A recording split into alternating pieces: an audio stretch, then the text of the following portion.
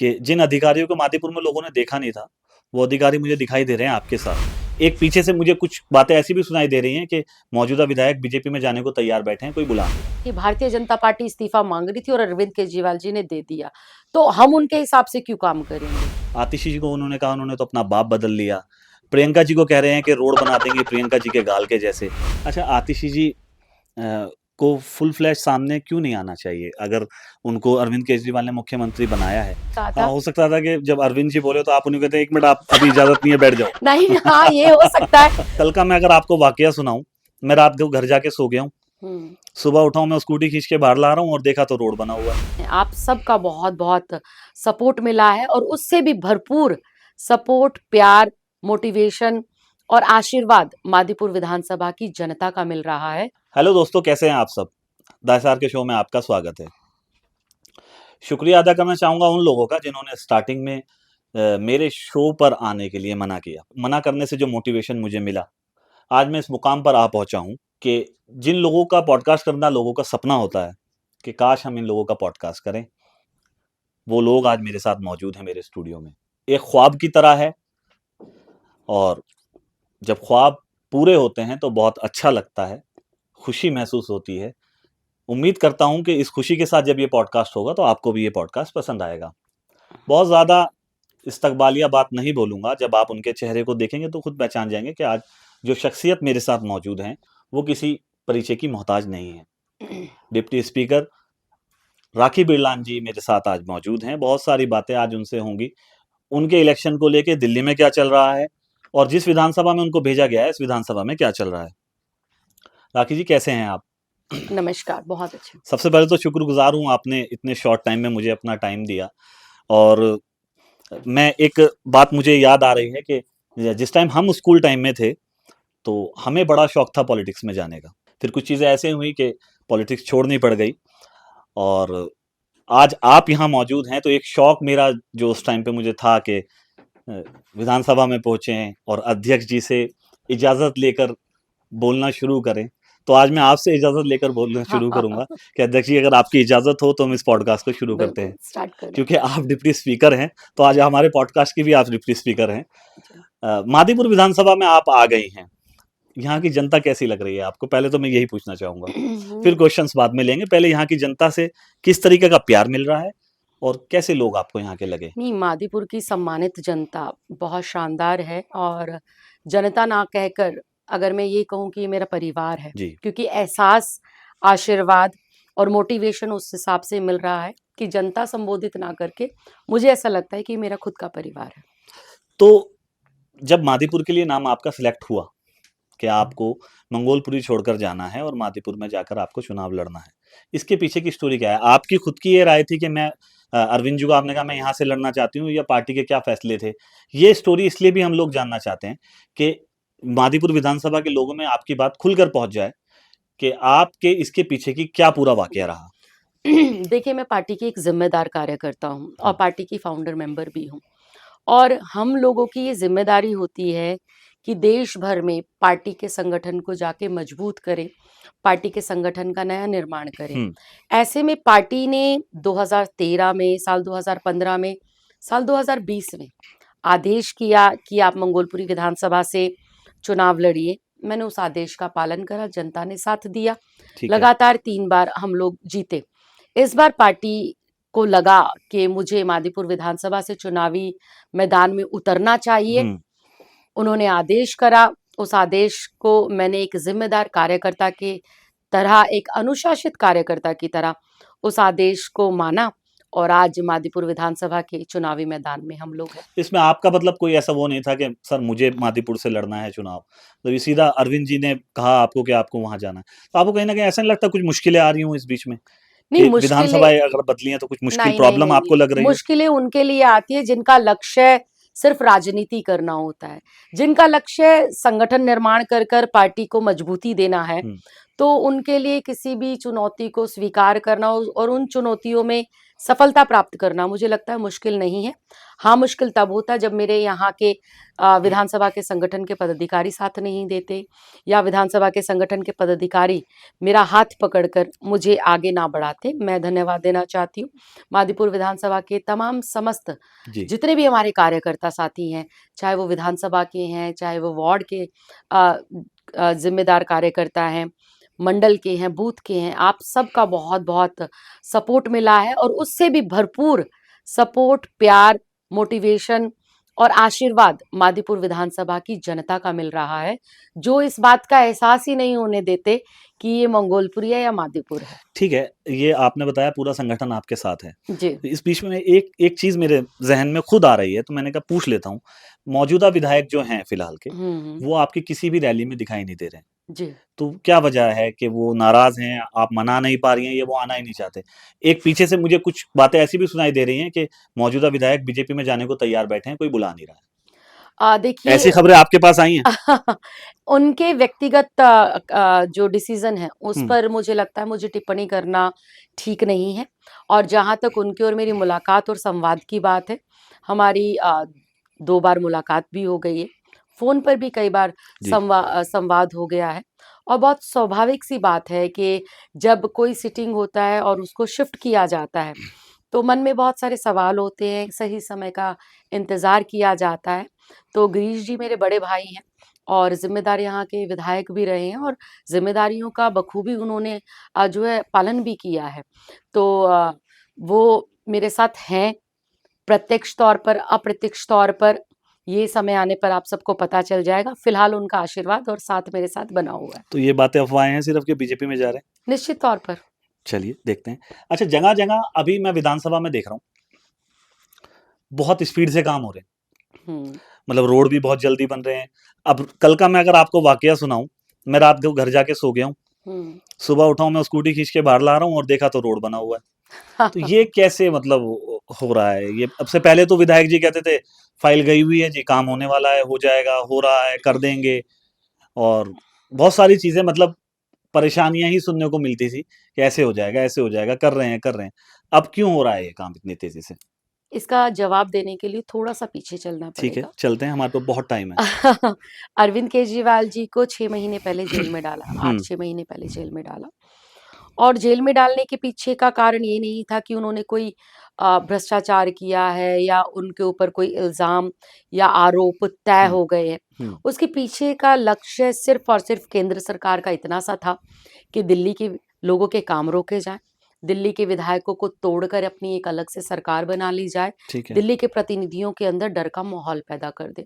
और इस बीच में आपने देखा होगा दिल्ली की तमाम सड़कों की बदहाली, सीवरों की बदहाली, तमाम तरह के कामों में रुकावट। लेकिन जब से अरविंद केजरीवाल जी जेल से बाहर आए, जी, तब से लेकर आज तक हर एक काम में गति है। चाहे वो दिल्ली की सफाई व्यवस्था हो, दिल्ली के सड़कों का निर्माण कार्य हो, पानी और सीवर की लाइनें डलने का काम हो, या और मूलभूत सुविधाओं में आप देखेंगे तेजी से काम होने का ग्राफ दिन प्रतिदिन बढ़ता जा रहा है।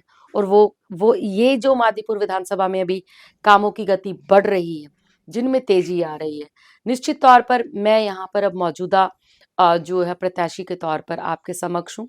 2 दिन पहले ही चुनाव आचार संहिता लगी है, लेकिन उससे पहले मैं एक विधायक होने के साथ-साथ दिल्ली विधानसभा की उपाध्यक्ष भी हूँ, डिप्टी स्पीकर भी हूँ। तो निश्चित तौर पर पद का प्रभाव तो पड़ता ही है। पद का प्रभाव पड़ता है। तो या ये तो नहीं है कि ये अभी ट्रेलर है, पिक्चर अभी बाकी है मेरे दोस्त? निश्चित तौर पर मेरी जो कार्यशैली है, वो काम खुद खड़े होकर करवाने की है। हुँ, जिस सड़क की आप बात कर रहे हैं, उस सड़क पर क्योंकि मैं मैं आपकी वीडियोज़ में रोक कर एक बात बताना चाह रहा हूँ कि जिन अधिकारियों को मादीपुर में लोगों ने देखा नहीं था, वो अधिकारी मुझे दिखाई दे रहे हैं आपके साथ। तो ये कैसे हो पा रहा नहीं, है? मैंने बताया ना ये पद का प्रभाव है। हुँ, और एक कार्यशैली अपनी हर किसी की कार्यशैली अलग होती है। आपकी कार्यशैली अलग है, मेरी अलग है, आपके परिवार में अलग लोगों की कार्यशैली को अलग ढंग से हम देख पाएँगे। तो इसी कड़ी में जिस सड़क की आपने बात करी, उस सड़क पर मैंने 15 दिन पहले विज़िट किया था जी, और उस वक़्त चूँकि आचार संहिता नहीं लगी थी, मैंने अधिकारियों को आदेश दिए थे और काम ऑलमोस्ट जो है पास था, टेंडर वर्क ऑर्डर हो रखा था और अब वो आरएमसी डल रही है। ठीक है। अरविंद केजरीवाल की आपने अभी बात करी कि उनको सॉरी जेल में डाला गया सियासत के तहत। जेल के बाहर आने के बाद उन्होंने इस्तीफा दे दिया। पब्लिकली स्टंट नहीं लग रहा आपको कि आने के बाद इस्तीफा दिया है, आतिशी जी को मुख्यमंत्री बना दिया? अगर उनको इस्तीफा देना ही था कि उन्होंने, क्योंकि इसके पीछे उन्होंने एक स्टेटमेंट दी कि मैं पद का लालची नहीं हूँ, ऐसे मुख्यमंत्री पद को मैं कई बार छोड़ दूंगा और देखो मैंने छोड़ दिया दिल्ली की जनता के लिए। तो अगर वो जेल में थे जब भी, तो वो छोड़ सकते थे। नहीं क्यों? जब तो फिर ये हो जाता ना कि भारतीय जनता पार्टी इस्तीफा मांग रही थी और अरविंद केजरीवाल जी ने दे दिया, तो हम उनके हिसाब से क्यों काम करेंगे? पहली बात। और ये बताना था देश को कि इस तरह से साजिश से आज अरविंद जी को उठाया है, जेल में डाल दिया, इस्तीफा मांग लिया। कल को ममता बनर्जी को जेल में डाल देंगे, इस्तीफा मांग लेंगे। कल को जो है अन्य राज्यों के जो हमारे मुख्यमंत्री है, जो इनके विरोधी हैं, जो इनकी आंखों में रड़कते हैं, क्योंकि विपक्ष की आवाज को तो ये दबाना चाहते हैं, तो इनके मुताबिक थोड़ी ना काम होगा। हाँ बिल्कुल, उन्होंने जमानत के बाद इस्तीफा दिया, क्योंकि एक ऐसा व्यक्तित्व, एक ऐसी ऐसी छवि जो ईमानदारी का प्राय बन चुकी है, अगर उसके ऊपर प्रश्न चिन्ह लगा है, तो अरविंद जी ने बिल्कुल इस बात को साबित किया है कि वो मुख्यमंत्री की कुर्सी के और पद के लालची नहीं है। वो दिल्ली की जनता के दिलों में बसते हैं, और दिल्ली की जनता जब उन्हें चौथी बार मुख्यमंत्री के तौर पर चुनकर भेजेंगे, तभी वो उस कुर्सी पर संदीप बैठेंगे। जी का मैं अभी पीछे एक बयान सुन रहा था, संदीप दीक्षित जी अरविंद केजरीवाल के सामने लड़ रहे हैं। उन्होंने कहा कि जेल में गए दोषी थे या नहीं थे वो एक अलग चीज है, आम आदमी पार्टी के कुछ लोग शराब घोटाले में जेल में जा रहे हैं, जो कि खुद बहुत शर्म की बात है। तो इस स्टेटमेंट को आप कैसे देखते हो? देखिए, अगर उनको इतनी शर्म आ रही है, तो जो कांग्रेस के दिग्गज हैं भ्रष्टाचार करने में बड़े-बड़े, तो जैसे कि जैसे मेरे को नाम लेके यहाँ पे क्यों मैं किसी को चिन्हित करूं, वो आप भी वाकिफ हैं, मैं भी वाकिफ हूँ, और कांग्रेस केंद्र से और दिल्ली से किन कुकर्मों की वजह से करी है, वो किसी से छिपे नहीं है। इंडिया अलायंस में आपके साथ हैं वो लोग। नहीं है इंडिया अलायंस में साथ, लेकिन दिल्ली में हम अलग अलग चुनाव लड़ रहे हैं, और अलग अलग चुनाव लड़ रहे हैं। अगर वो इस तरह की शब्दावली का प्रयोग करेंगे, और उनकी इस शब्दावली के प्रयोग की बाद ही आम आदमी पार्टी ने इंडिया अलायंस में अपनी बात को मजबूती से रखा है कि या तो वो कांग्रेस को बाहर करे, नहीं तो उनके इस तरह के बयानों पे इंडिया वो अलायंस लगाम को लगाए। कांग्रेस से बाहर करने की आप बात कर रही हैं, तो फिर इंडिया अलायंस रहेगा कैसे? क्यों नहीं रहेगा? बिना कांग्रेस के इंडिया अलायंस नहीं रह सकता। देखिए, हम वही घूम रहे हैं, लेकिन अब रीजनल पार्टीज भी, और आम आदमी पार्टी तो अपने आप में राष्ट्रीय पार्टी है, तो अब सब लोग अपनी अपनी जगह पे बहुत मजबूत है। अगर आप अलायंस में हैं और अलायंस के शीर्ष नेतृत्व में किसी एक राष्ट्रीय पार्टी के नेता के बारे में अगर आप इन शब्दों का प्रयोग करें, तो मुझे लगता है उनकी केंद्रीय टीम को उनके खिलाफ कड़ी कार्रवाई करनी चाहिए, और उनके शब्दों को उन्हें वापस लेना चाहिए। शब्दों की बात जब हो ही गई है, तो एक एक चीज और मेरे जहन में आ गई है। बीजेपी के एक लीडर हैं जो आपके मौजूदा मुख्यमंत्री के सामने चुनाव लड़ रहे हैं, हम्म, उनकी शब्दावली भी बहुत अच्छी नहीं चल रही है, वो चाहे कांग्रेस के लिए हो, हम्म। चाहे वो भी आम आदमी पार्टी के लिए हो। बहुत ही जो उनकी लैंग्वेज है वो बहुत लो होती जा रही है। इस पर आप क्या कहना चाहेंगे? उन्होंने इतना बड़ा आरोप लगा दिया, जो मुझे भी लगता है कि सियासत में इंसान को पर्सनल लाइफ में नहीं जाना चाहिए, परिवार को बीच में नहीं खींचना चाहिए। आपका अगर कोई सियासी कोई मतभेद है तो आप सियासत तक रहिए। आतिशी जी को उन्होंने कहा उन्होंने तो अपना बाप बदल लिया। प्रियंका जी को कह रहे हैं कि रोड बना देंगे प्रियंका जी के गाल के जैसे। ये आप किस तरीके से देखती हैं? देखिए क्योंकि आप डिप्टी स्पीकर हैं, बहुत सारी चीजें आपके सामने आती भी होंगी, विधायक भी लेकर आते होंगे कि मैडम इस तरीके से चल रहा है। नहीं, देखिए, राजनीति में और सामाजिक जीवन में, जी। और जिसका राजनीतिक जीवन होता है उसकी लाइफ बिल्कुल ओपन हो जाती है। हम्म। तो सार्वजनिक जीवन में आपको अपनी शब्दावली और अपने जो व्यक्तित्व है, इसका बहुत ज्यादा ध्यान रखना चाहिए। और रही बात जिन साहब की आप बात कर रहे हैं, वाकिफ है, उन्होंने सदन में हमारे अल्पसंख्यक एक सांसद के बारे में भी वो किस बहुत तरह गलत के बोला था। निम्न स्तर के शब्दों का प्रयोग हम्म। किया था, और शायद उनका सांसद का टिकट उसी वजह से कटा था। तब उनकी पार्टी ने उनको टिकट काट कर इनडायरेक्टली ये बताने का प्रयास करा था कि आप संभल जाइए, अपने शब्दों के ऊपर कंट्रोल करिए। और आज अभी जुम्मा जुम्मा 4 दिन भी वो कैंडिडेट के तौर पर वहां से नहीं घोषित हुए हैं, और उन्होंने दो जिम्मेदार महिलाएं, दो जिम्मेदार चुनी हुई प्रतिनिधियों के लिए इस तरह के शब्दों का प्रयोग जो किया है, तो जनता चुनाव में उनको बता देगी।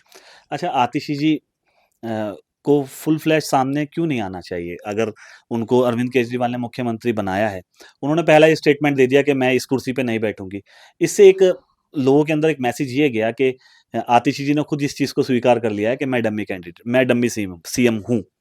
आप इसको कैसे देखती हैं? देखिए, वो उनका व्यक्तिगत जो है फैसला है और मुझे ऐसा लगता है कि शायद आतिशी जी की जगह कोई भी होता, क्योंकि मैंडेट अरविंद केजरीवाल जी का था। हुँ, जनता ने अरविंद केजरीवाल जी को मुख्यमंत्री के तौर पर चुना था।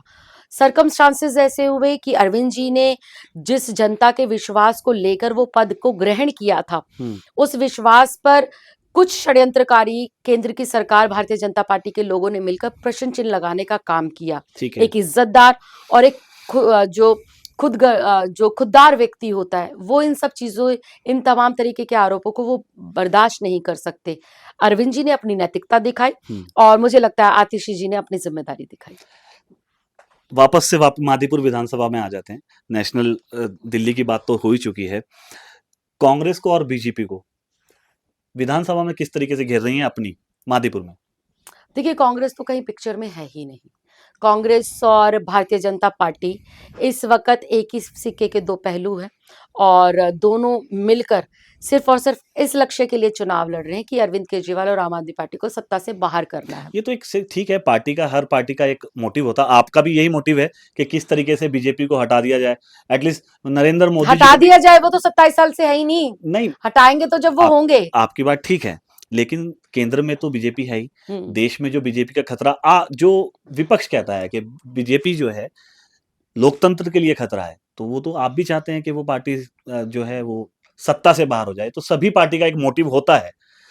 तो आपका इसमें फिर अलग से ही क्या आप कह रहे हो कि भाई वो चाहते हैं कि हम लोग बाहर हो जाएं, तो नहीं सभी नहीं नहीं चाहते हैं नहीं ना? नहीं, आपने मेरे जवाब को फिर नहीं समझा। जी आप। मैंने ये बोला है कि कांग्रेस और भारतीय जनता पार्टी हम्म। एक टीम की तरह इस बार चुनाव लड़ दोनों। रही हैं। दोनों दोनों एक टीम की तरह चुनाव मैंने लड़ कल रहे भी हैं। एक आम आदमी पार्टी की एक लीडर का मैंने पॉडकास्ट किया है, उनका भी यही जवाब था कि कांग्रेस और बीजेपी इस बार मिलकर लड़ रही है। मिलके लड़ रहे हैं, ये बिल्कुल। पॉसिबिलिटी मुझे खुद मतलब मैं खुद भी नहीं समझ पा रहा हूँ कैसे हो रहा है ऐसे।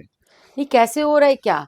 आप देखिए, भारतीय जनता पार्टी और कांग्रेस हम्म। सिर्फ और सिर्फ अरविंद केजरीवाल को गाली देना। वो सुबह उठते हैं उनके लीडर्स, अरविंद केजरीवाल ने ये कर दिया, अरविंद केजरीवाल ने वो कर दिया, अरविंद केजरीवाल ऐसा, अरविंद केजरीवाल वैसा।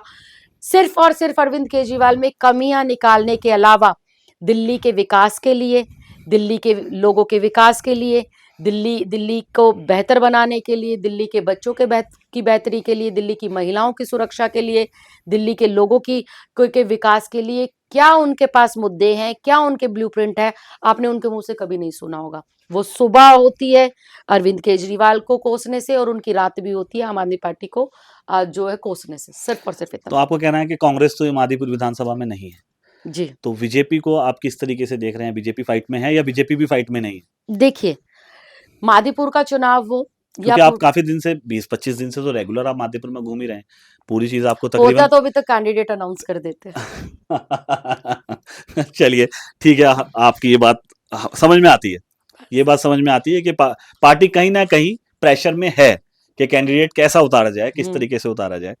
ठीक है, तो मंगोलपुरी जब आपके पास थी, अब इसको हो सकता है कि जब तक ये पॉडकास्ट आए तो आपसे पहले पहले बीजेपी का कैंडिडेट आ जाएं, देखते हैं उसमें क्या होता है। मंगोलपुरी में जब आप थे और वहां की जनता से प्यार भी आपका जाहिर सी बात है 12-13 साल था तो बना ही होगा। मंगोलपुरी विधानसभा छोड़ना आपके लिए कितना मुश्किल था पर्सनली? व्यक्तिगत तौर पर मंगोलपुरी को छोड़ना एक लड़की की जैसे पीहर से ससुराल की तरफ विदाई दूसरी बार। होती है। हाँ, दूसरी बार तो बिल्कुल वही फीलिंग थी, क्योंकि मंगोलपुरी लेकिन इस बार विदाई में एक चीज देखी गई है, इस बार विदाई में जो है दूल्हा साथ आया। हाँ, दूल्हा साथ आया। क्योंकि मंगोलपुरी मेरी जन्मभूमि भी है अच्छा। और मंगोलपुरी मेरी कर्म भूमि भी रही है। मंगोलपुरी के लोग मेरे लिए, जैसे मैंने कहा, मादीपुर की जनता, और मादीपुर की जनता जो है वो परिवार इसलिए मैं महसूस कर पा रही हूँ क्योंकि मैं जब पदयात्राओं के लिए जाती हूँ, मीटिंग्स के लिए जाती हूँ, तो बहुत सारी बेटियां बहुएं ऐसे मिलते हैं कि दीदी हम वहां से यहाँ ब्याह कर आए हुए हैं। बहुत सारे लोग ऐसे मिलते हैं कि हम पहले मंगोलपुरी में रहते थे, अभी यहाँ रह रहे हैं। बहुत सारे लोगों के काम धंधे वहां पर हैं, इसलिए लोगों का जो है प्यार वैसा सा ही मिल रहा है जैसा मंगोलपुरी में मिल रहा है। और जैसे मंगोलपुरी का मैंने बोला कि जब किसी चीज की शुरुआत कहीं से होती है तो उसको भुलाया नहीं जा सकता और उसे छोड़ा भी नहीं जा सकता। तो मेरी राजनीतिक जीवन की शुरुआत, मेरे पहले इलेक्शन की शुरुआत मंगोलपुरी से हुई। मेरी शिक्षा, मेरा जन्म सब कुछ मंगोलपुरी से हुआ।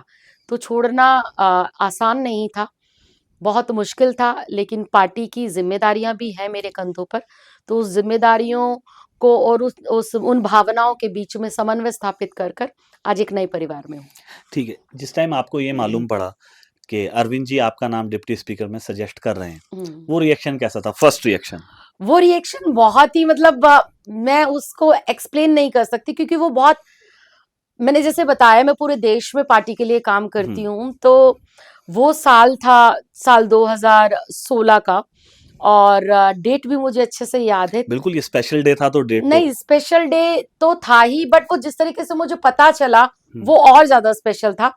30 मई की बात है, मैं 30 मई 2016 को पार्टी के काम से केरल गई हुई थी, और केरल में मेरा अप एंड डाउन था, मतलब मुझे जी। मॉर्निंग में पार्टी की मीटिंग्स को करना था और लेट आवर्स में पार्टी से वापस आना था। तो जब मैं पार्टी की कोची एयरपोर्ट पर वापसी के लिए फ्लाइट ले रही थी, तो मेरे पास एक आप जैसे भाई का, जो मीडिया कर्मी है, नाम नहीं मैं लूंगी, उन भाई का फोन आता है कि आप कहाँ हो, आपसे मिलना है, बहुत अर्जेंट बात है। तो मैंने कहा मैं अभी अवेलेबल नहीं हो सकती। बोले नहीं नहीं, आपसे मिलना है मैडम, आप बताइए, मैं वहीं आ जाऊंगा जहां आप है। तो मैंने कहा कोची एयरपोर्ट आ जाइए, हुँ, मैं ठीक है। यहाँ पर हूँ। तो बोले आप दिल्ली में नहीं हो? मैं कहा नहीं।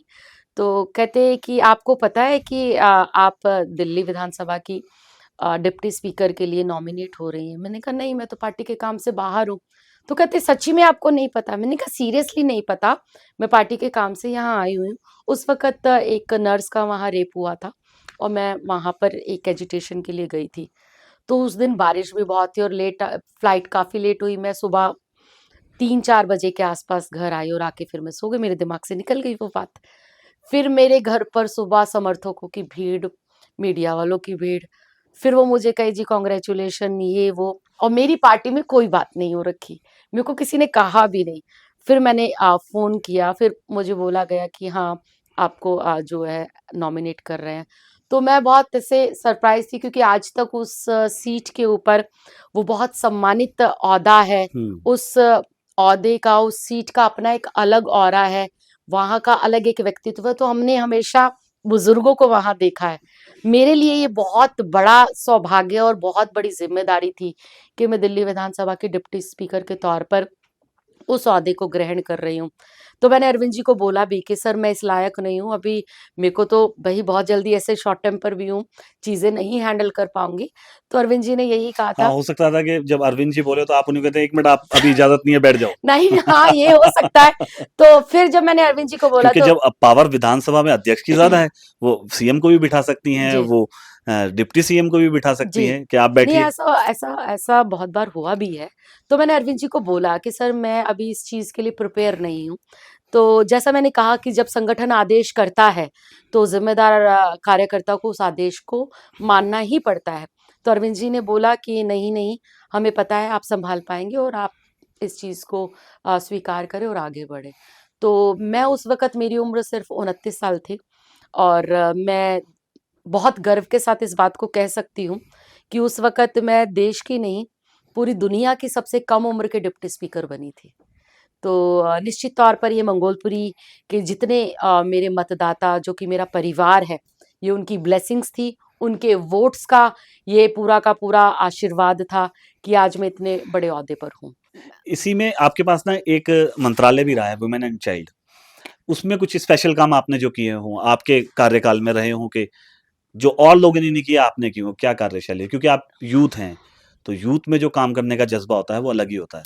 साल 2013 में जी। जब पहली बार आम आदमी पार्टी की सरकार बनी थी 49 दिनों की, और मैं भी पहली बार जीती थी, तब अरविंद केजरीवाल जी ने मुझे अपनी कैबिनेट में सबसे कम उम्र की मंत्री होने के साथ-साथ महिलाओं की और बच्चों की ज़िम्मेदारी को सँभालने का मौका दिया था, और हमारी पार्टी एक अलग तरीके से काम करने के लिए जानी जाती है।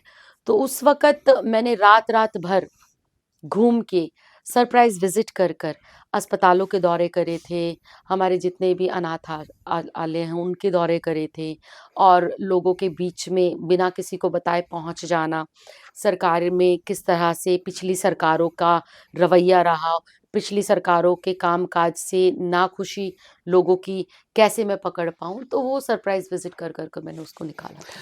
जब वाइफ़ मंत्री होती है, वुमेन एंड चाइल्ड मंत्री हों या डिप्टी स्पीकर हों, तो हस्बैंड का कैसा रोल रहता है?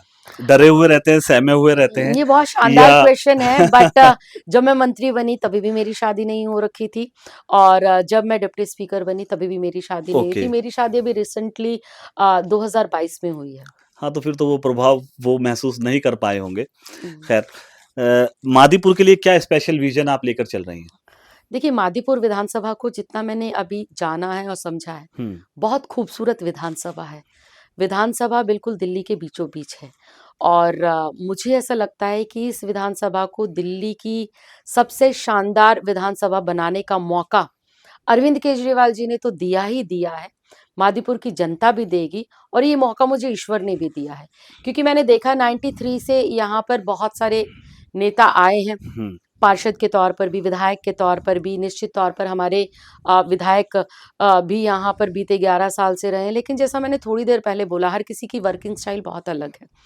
तो मैं जानती हूँ कि मुझे किस लेवल के वर्किंग को अडॉप्ट करके अपनी विधानसभा को दिल्ली की नंबर 1 विधानसभा में तब्दील करना है।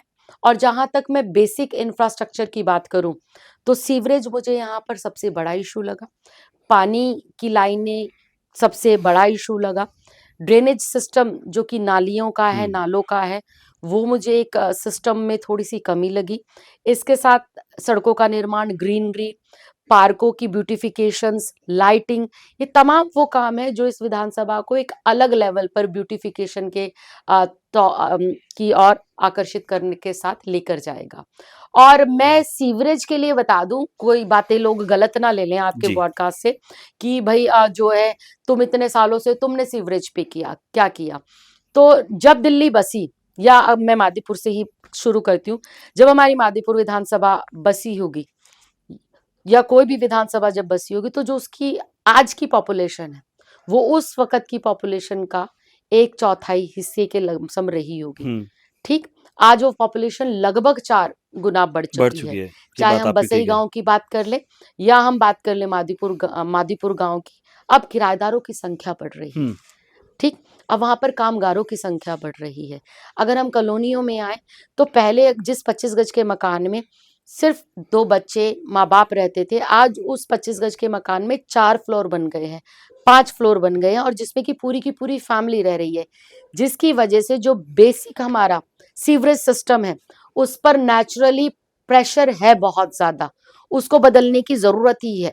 जैसे भी पॉकेट 2 पश्चिमपुरी में मैंने अभी 2 तारीख को एक सीवर लाइन का इनॉग्रेशन करा, तो अभी जहां पर सीवर लाइन 200 mm की डली हुई थी, उसको बढ़ाकर हमने 300 mm की करा है, ताकि जो एक्स्ट्रा उस पर बर्डन आ रहा है, वो आराम से जो है ड्रेन आउट हो सके। तो इस तरह के हम प्रोजेक्ट्स लेकर आएंगे, ताकि आने वाले कई दशकों तक हमारे सीवरेज का जो सिस्टम है वो दुरुस्त रहे और शानदार तरीके से काम करे। कुछ लोगों से, कुछ औरतों से मैंने ज़िक्र किया कि मेरा पॉडकास्ट डिप्टी स्पीकर के साथ होने वाला है। उन्होंने ये पर्सनली एक सवाल डलवाया कि उनसे ये ज़रूर पूछिएगा कि ये मादीपुर के अंदर जो अस्पताल बन रहा है, हम्म। ये कब तक रेडी हो जाएगा? क्योंकि जिस तेज़ी से आप, सोशल मीडिया का ज़माना है, लोग देखते हैं, रुके हुए काम हो रहे हैं, सड़कें बन रही हैं, सीवरेज की आपने अभी खुद ही ज़िक्र किया। ये कब तक रेडी होएगा? क्योंकि मोस्टली लेडीज़ जो हैं, वो जब अपनी प्रेगनेंसी के टाइम पे होती हैं, तो उनको मोती नगर जाना पड़ता है, रघुवीर नगर जाना पड़ता है। वहाँ उनकी इतनी टेक केयरिंग नहीं हो पाती या परेशानियों का सामना करना पड़ता है। तो ये अस्पताल कब तक रेडी हो जाएगा?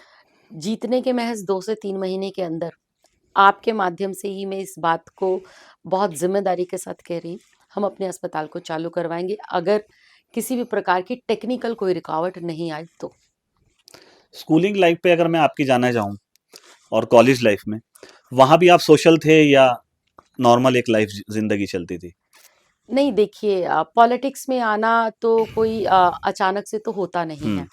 लेकिन मैं पॉलिटिकल या मैं सोशल नहीं थी बिल्कुल भी। मैं एक बहुत सामान्य परिवार से आती हूँ। मेरे फादर साहब एक एक्टिव पॉलिटिशियन रहे, और एक समाजसेवी भी रहे।